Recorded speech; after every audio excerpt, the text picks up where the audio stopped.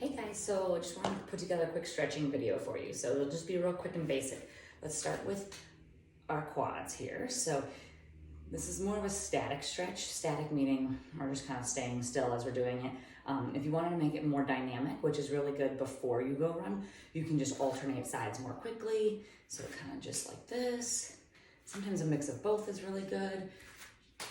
Good, so these dynamic stretches are perfect before you go run because it's kind of getting the blood flowing versus the static stretching where you're just standing and holding. But I'll just do a combination, do some dynamic and some static. Good, so let's switch over to the other side. Good. Think about really pushing your foot down into your heel, or right foot down into your hand, not into your heel, sorry. Good.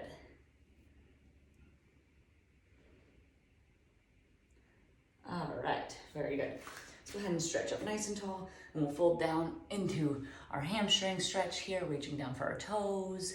Good, you may find that you can only go to your knees today. That's okay. We'll work on getting more flexible.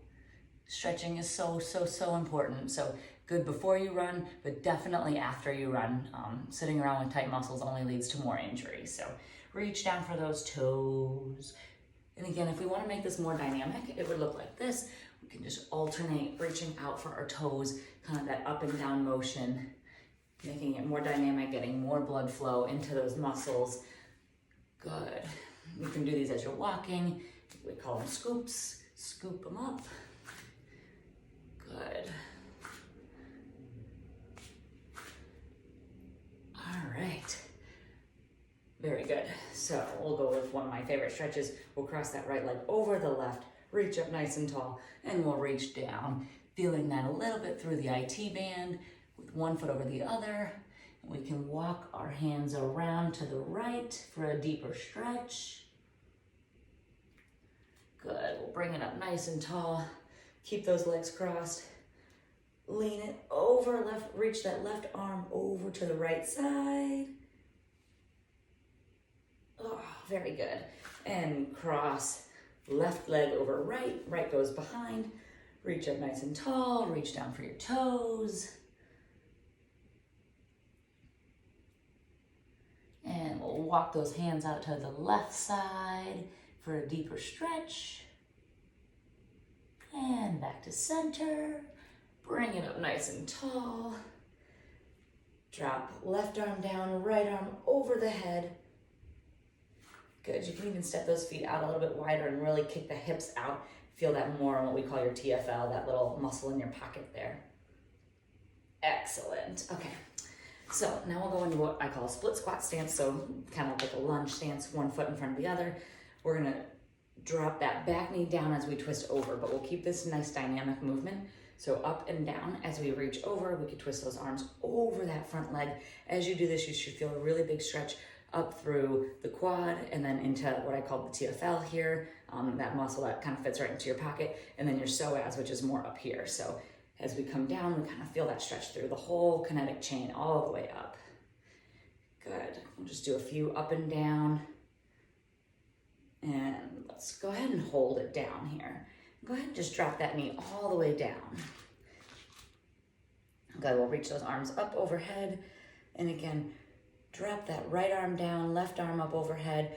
You don't have to do a big reach, just a slight reach. You should feel that right through the psoas and the hip flexors.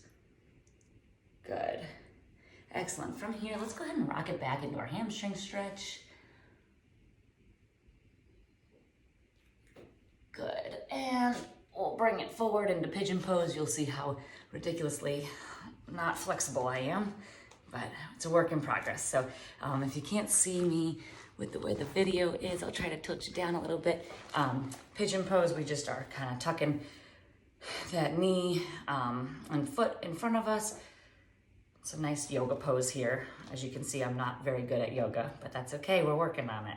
Good, so as you're here, make sure you're still pushing this hip down. So many times we think like, oh, we're not flexible, so it looks more like this, but really, it's okay if that shin's not parallel. We just wanna make sure that we're still pushing both hips down towards the ground. Good. Excellent. And if any one of these stretches feels like you really need to stay there longer, go ahead and pause the video and just stay in that stretch a lot longer, because your body's going to tell you exactly what's tight. All right, so let's come on out of that. We can shake out our legs. All right, so back to where we started on the other side. So this time, left leg is in front, right leg is back. All right, so we started in that dynamic lunge pose here. So we're twisting over that front knee. Again, you can always do these walking. You know, as you're warming up in practice, going back and forth on the field, just alternating big forward lunge, cross over. But that reach over really gets to that hip flexor and the psoas to really stretch really nicely. Good, let's hold it down. Drop that bottom knee down all the way. You can just hold it here. Kind of making sure we're tucking those glutes under. If we're kind of arching our back, you're not going to feel anything. So kind of tuck those glutes under, hold those hips nice and steady, and you should feel a nice stretch through the quad there. Good, we'll reach that right arm up, reach it up and over. Again, it doesn't have to be a huge, big reach. You should feel it right away. If you don't, maybe you're just super flexible. Good. All right, go ahead and rock those hips back, straighten out that front leg into a nice hamstring stretch here. Good. If you can flex this foot up and get a deeper stretch through your calf. Again, I'm pretty tight. Running lots of miles makes you very, very, very, very tight. So, all right. And let's tuck that foot under and we'll come on down into pigeon pose. And as you can see, this is really my tight side. So again, just as I was talking about earlier, you might have one side that's really tight and one side that feels really good. That's okay. It just means that you really have to work on the other side a little bit better, as evidenced by my horrible inflexibility on my left side. But it happens. Good. So again, make sure that this hip is pushing down towards the mat. Good. And another tip I've learned over the years, if you push that bottom knee down into the mat, it's called a muscle energy stretch, where you kind of contract that muscle and push it down into the mat and then kind of relax into it. You'll find that you can sink a little bit lower into that stretch. So that muscle energy stretch where we push down into the mat and kind of really push as hard as you can into the ground, hold for about 10 seconds, and then take a deep breath and see if you can kind of relax a little bit further into it. So that works in any stretch, not just pigeon pose. All right, I feel like I could stay in this pose all day because it's pretty rough on me, but let's go ahead and make our way out of it. We'll bring it back up. I always like to end with the hamstring stretch there. Can kind of shake out both legs. Good. All right. And the last stretch we'll do, we'll take those legs nice and wide. Let's just stretch through that inner thigh here. Again, you can put your hands down on the ground or on your knee, whichever feels better for you right now. Good. And let's go ahead and rock it over to the other side.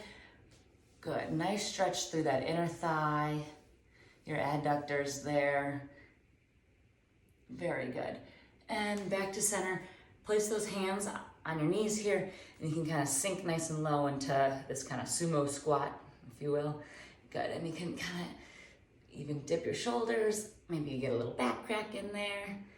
Kind of just rock those hips out. Just see what feels right to you today. Good, and let's just reach down for the ground. Good, walk those feet in and roll, standing up nice and tall. Let's reach those arms overhead. We'll just reach, pull, to the other side. Good, and lock those arms out behind us. Good, so it looks like this, just opening up through our chest. We often forget about our arms when we're running because it doesn't feel very important to us. But being able to open up our chest actually allows us to swing those arms a little bit better as we're running. So just open up through the chest. Good. And last one, let's just stretch across. Good. And other side, just nice and quick with the arms. All right, reach those arms up nice and tall. And exhale. All right, you are stretched out. You are ready to go.